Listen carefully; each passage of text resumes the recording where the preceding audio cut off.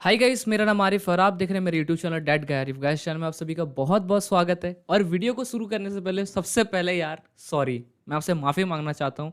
कितना दिन हो गया मैंने कोई भी वीडियो नहीं बनाया, बिकॉज आपको पता है कि मैं घर गया था। इसका पूरा स्टोरी मैंने ऑलरेडी अपलोड किया हुआ चैनल में, आप देख सकते हैं। पहले ये चीज़ों को जो आज मैं वीडियो बना रहा हूँ इसको अच्छे से समझो। देखो, जो ओजेई काउंसलिंग का जब मैं वीडियो बनाऊंगा ना, ये शायद हो सकता है 2 से 3 पार्ट में हो। तो हर एक पार्ट आपको देखना है और बढ़िया से चीज़ों को समझना है। देखो, ये लाइफ की बात है।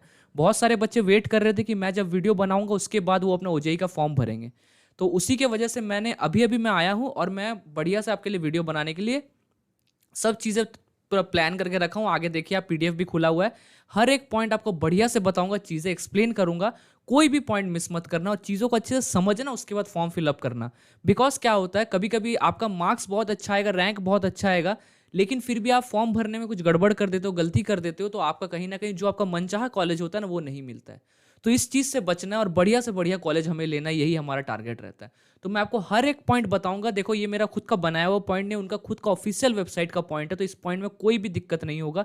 हर एक चीज़ को लेकिन आप अच्छे से समझने की कोशिश करना। कभी क्या होता है ना, जो लिखा हुआ रहता है यहाँ पर ही, बहुत बार आप सोचते हो कि ये फाइनल चीज़ है और उसके बाद आप इसको ठीक से समझ नहीं पाते हो और गड़बड़ कर देते हो। तो मैं आपको हर एक चीज़ पॉइंट वाइज एक्सप्लेन करूंगा, तो चीज़ों को पहले बढ़िया से समझना, ठीक है। जो जो मेन मेन पॉइंट होगा मैं उसको आपको एक्सप्लेन करके बताऊंगा और फाइनली मैं हाईलाइट करके भी रखूंगा और उसका पीडीएफ मैं आपको डिस्क्रिप्शन में दे दूंगा, वो भी डाउनलोड करके चीज़ों को पढ़ लेना अच्छे से।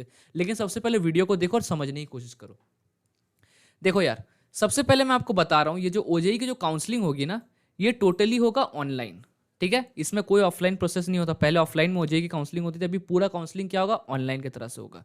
ठीक है, काउंसलिंग किसके लिए होगा आप यहाँ देख सकते हो। JEE Mains rank holder can participate in the counselling process for courses like B Tech, B Plan, B Arch, B Pharma, integrated MSc and B Cat. इतने सारे कोर्सेज के लिए ओजेई की काउंसलिंग स्टार्ट हो चुकी है। अगर आप ओजेई के काउंसलिंग के थ्रू से कोई उड़ीसा में कोई गवर्नमेंट कॉलेज में पढ़ना चाहते हो या फिर प्राइवेट कॉलेज में भी पढ़ना चाहते हो, उसके लिए आपको इन सारे ब्रांच के हिसाब से आपको अपना कर देना है, आपको रजिस्ट्रेशन। अब मैं आपको बता रहा हूँ कि करने का प्रोसेस क्या। देखो, यहाँ लिखा हुआ क्या, important steps to follow in web counselling. इस चीज़ को समझना बहुत ज़रूरी है। बहुत बच्चे इसी चीज़ में फॉल्ट हो जाते हैं। सबसे पहला नंबर 1 में क्या लिखा हुआ है, देखो, रजिस्ट्रेशन। सबसे पहले आपको क्या करना है, सबसे पहले आपको रजिस्टर करना है। अब रजिस्टर कहाँ करना है मैं आपको वो दिखा दे रहा हूँ। सबसे पहले देखो, आप क्रोम खोलोगे, ये आपका क्रोम ओपन हुआ। यहाँ आपको लिखना है ओजेई, मेरा पहले से लिखा हुआ है। उसके बाद नीचे जाके ये जो पहला वेबसाइट आपको दिख रहा है ना, ओजेई जॉइंट एंट्रांस एग्जामिनेशन, इसमें आपको जाना है। जाने के बाद आप देखो यहाँ पर ही सबसे पहले ये पेज है, इसके नीचे ऐसे करके आना और यहाँ पर लिखा हुआ registration for B Tech, B Arch, B Plan, integrated MSc, B Cat. इसमें आपको ओपन करना है। यहाँ आपको एक तो रीडायरेक्ट पेज आएगा, मतलब न्यू टैब में खुलेगा, तो आपको बस ओके कर देना है। सब काम आपको करना है लैपटॉप से, कोई भी काम फोन से मत करना। बिकॉज डॉक्यूमेंट अपडेट के टाइम पे बहुत दिक्कत हो जाता है, कभी कभी आपको चीज़ें समझ में भी नहीं आएगी, इसलिए बड़ा स्क्रीन लैपटॉप में, इंटरनेट पार्लर कहीं भी जाके बढ़िया से करना। यहाँ क्या लिखा हुआ है, काउंसलिंग, यहाँ ऑलरेडी ये चीज़ मेंशन किया हुआ, आपको कुछ करने की ज़रूरत नहीं है। यहाँ आपको अगर आप अभी तक रजिस्टर नहीं किए हो तो आपको ये वाला पैनल ऊपर में तो दिखाएगा साइन इन का, लेकिन यहाँ पर दिखाएगा न्यू कैंडिडेट रजिस्ट्रेशन। आपको ये न्यू कैंडिडेट रजिस्ट्रेशन में क्लिक करना है। क्लिक करने के बाद देखो यहाँ पर आएगा प्लीज़ रीड केयरफुली, ये सारे जो इंस्ट्रक्शन है आपको इसको पढ़ने की ज़रूरत नहीं, मैं आपको हर एक चीज़ बता दूंगा। आपको जस्ट यहाँ पर आई अग्री में क्लिक करना है। एक बार आप आई अग्री में क्लिक करोगे तो आपको पूछेगा आपका जेई मेंस का एप्लीकेशन नंबर। आपका जेई मेंस का जो आपका एप्लीकेशन नंबर था वो आपको मिल जाएगा। वो एप्लीकेशन नंबर यहाँ डालना। कैंडिडेट आपका जो नाम है वो नाम, आपका जो जेई मेंस के जो सर्टिफिकेट में जो आपका नाम लिखा वो नाम डालना। यहाँ डाल देना date of birth, month, year, अपना जेंडर मेल फीमेल यहाँ पर आप डाल सकते हो, अपना सिक्योरिटी पिन। ठीक है, ये जो सिक्योरिटी पिन है ये कौन सा पिन है, जो नीचे लिखा हुआ है, यहाँ जो लिखा हुआ है ना 8B8648, ये वाला सिक्योरिटी पिन को आपको यहाँ पर ही पेस्ट कॉपी करना है और सबमिट कर देना। करने के बाद आपका रजिस्ट्रेशन हो जाएगा। रजिस्ट्रेशन होने के बाद ये वाला वेबसाइट को आप काट के फिर से आप वेबसाइट को खोलना। तो आप डायरेक्ट रजिस्ट्रेशन करके चल जाते हो ना, तो उसमें कभी कभी वेबसाइट लैग होता है। तो आप एक बार रजिस्ट्रेशन कर दिए, उसके बाद फिर ओजेई खोलना है। ऐसे करके खोलने के बाद फिर जाना, जाने के बाद ऐसे नीचे आना और यहाँ पर रजिस्ट्रेशन फॉर बीटेक में क्लिक करना। इसके बाद ये रिडायरेक्ट वाला पेज आएगा फिर से। अब आपको क्या करना है, आपको साइन इन करना, अपना जेई मेंस का एप्लीकेशन नंबर यहाँ डालना, अपना पासवर्ड यहाँ डालना, अपना सिक्योरिटी पिन जो यहाँ लिखा हुआ ये डाल के साइन इन कर देना। ठीक है, ये हो गया आपका पहला प्रोसेस जिसको बोलते हैं रजिस्ट्रेशन का प्रोसेस। अब हम पढ़ लेते हैं इसके बाद का क्या प्रोसेस है। इसके बाद का प्रोसेस है counselling fee of ₹450 deposited only through online. जब आप अपना रजिस्ट्रेशन कर लेते हो ना, उसके बाद आपको फीस पेमेंट का ऑप्शन आता है कि आपको 450 रुपीज़ फीस पेमेंट करना है। ये ऑनलाइन ही होगा, ठीक है, कोई डिमांड ड्राफ्ट नहीं, कुछ नहीं। आप अपने एटीएम कार्ड से, यूपीआई के थ्रू से, किसी के भी थ्रू से आप पेमेंट कर सकते हो। 450 रुपीज़ ये आपको पेमेंट कर देना है, ठीक है। आप साथ ही साथ ये वाला काम करके वाला पेमेंट कर देना। ये हो गया सेकेंड प्रोसेस आपका। उसके बाद आता है आपका चॉइस फिलिंग। देखो, choice filling, mock allotment, freeze क्या होता है, फ्लोट क्या होता है, ये सारी चीज़ें मैं आपको बताऊंगा। सबसे पहले हम बात कर लेते हैं, आपको चॉइस फिलिंग करना बेसिक में बात कर लेता हूँ। तो चॉइस फिलिंग आपको कर लेना ये वाला। उसके बाद आपको क्या आएगा, आपका मॉक अलॉटमेंट आएगा। ये आपको करना नहीं है, ये आपका आएगा मॉक अलॉटमेंट। आपने जो चॉइस फिलिंग किया उसके हिसाब से आपको अलॉट होगा। मॉक अलॉटमेंट, पहला अलॉटमेंट कि कौन सा कॉलेज आपको मिल रहा है। उसके बाद आपको मिलेगा चॉइस लॉकिंग।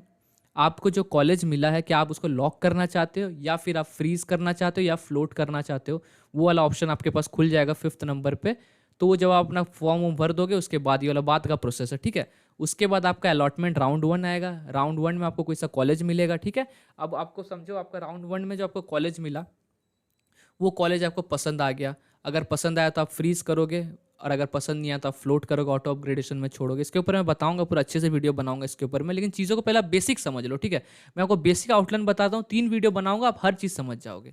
तो यहाँ पर क्या लिखा, view seat allotment, choose freeze float for upgradation, upload required documents to be uploaded on the candidate profile, fee payment, part admission fee as seat acceptance. अगर आप जो कॉलेज आपको मिला है, अगर आपको वो कॉलेज में आपको वही कॉलेज में आपको पढ़ना है, तो आप जस्ट उसको क्या कर देना, फ्लोट में नहीं करना, आप उसको फ्रीज कर देना, और वो कॉलेज का आपको जो पेमेंट है वो पेमेंट कर देना। पेमेंट कितना है ये देख लो आप, यहाँ क्या लिखा हुआ है, आपका जो पेमेंट है यहाँ पर लिखा हुआ है, अलॉटेड स्टूडेंट हैव टू पे a part deposition fees of ₹10,000।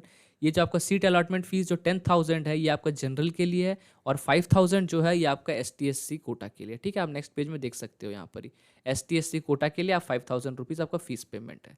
Deposit सिर्फ और सिर्फ ऑनलाइन बेसिस पे होगा, कोई और बेसिस नहीं है डिपॉजिट करने का, ठीक है।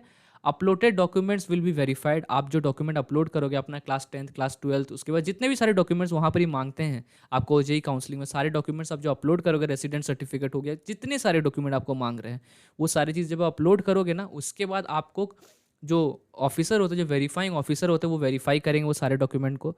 वेरीफाइंग करने के बाद अगर आपके डॉक्यूमेंट में कोई गड़बड़ है, समझो कि रेसिडेंट सर्टिफिकेट में कोई गड़बड़ है या फिर आपके इनकम सर्टिफिकेट में कोई गड़बड़ है, तो वो क्या करेंगे, आपको वापस कांटेक्ट करने की कोशिश करेंगे एसएमएस के थ्रू से, मेल के थ्रू से, और आपको बोलेंगे फिर से अपना डॉक्यूमेंट भेजो, या फिर जो भी दिक्कतें होंगी उसको आप फिर से भेजो।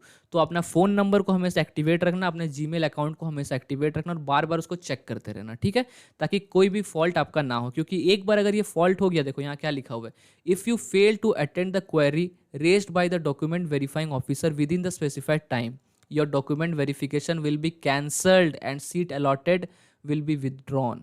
इस चीज़ का ध्यान ज़रूर रखना।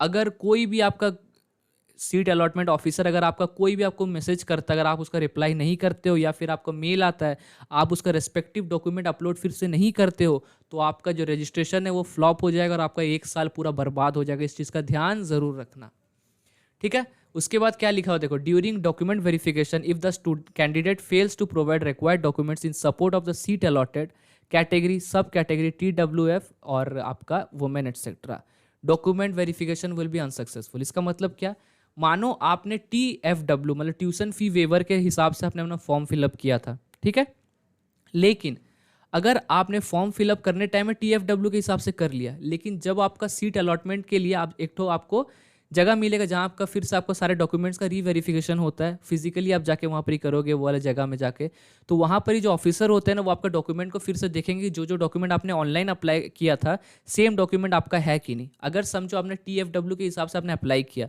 उसके बाद आपके पास वो डॉक्यूमेंट ही नहीं है, तो आपका वहाँ पर भी वो जो सीट है वो फॉर्मेट के हिसाब से हट जाएगा। इसका ये मतलब नहीं है कि आपका पूरा रजिस्ट्रेशन फेल हो जाएगा। मैं आपको एग्जांपल दे रहा हूँ, मानो आपने एक्स सर्विसमैन के हिसाब से अपना फॉर्म फिलअप करने का सोचा और फॉर्म फिलअप किया, लेकिन जिस दिन आपका फिजिकल वेरिफिकेशन होता है उस दिन आपके पास एक्स सर्विसमैन का सर्टिफिकेट ही नहीं है, तो आपका जो रजिस्ट्रेशन होगा ना वो आपका इसके हिसाब से नहीं होगा।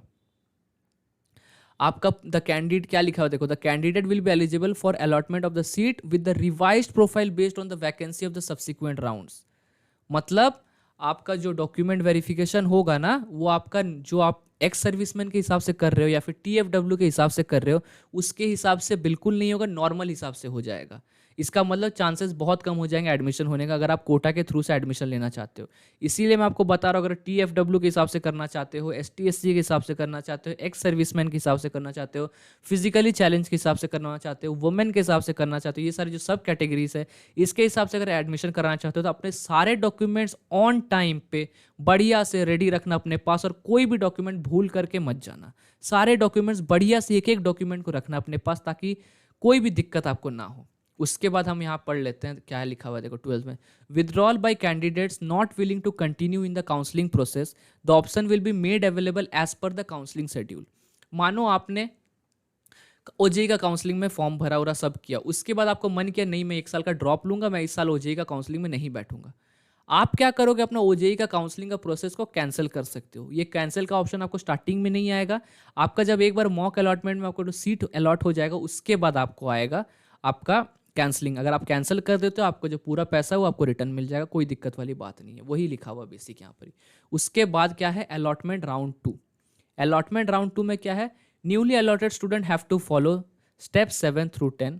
यहाँ से जो नया स्टूडेंट है, जो जिनका पहला राउंड में नहीं निकला, वो यहाँ से 7 स्टेप से लेकर ये जो 10th स्टेप तक है पूरा आपको फिर से फॉलो करना पड़ेगा, और उसके बाद आपका सीट अलॉटमेंट होगा अलॉटमेंट राउंड 2 के हिसाब से। और फाइनल अलॉटमेंट क्या होता है, फाइनल अलॉटमेंट का मतलब होता है आपको फाइनली आपको पता चल जाएगा कि कौन सा कॉलेज आपको मिलने वाला। फाइनल अलॉटमेंट के हिसाब से समझो आपको IGIT सारंग मिलता है, तो ये आपका फाइनल अलॉटेड कॉलेज है, मतलब ये कॉलेज आपको मिल जाएगा, ठीक है।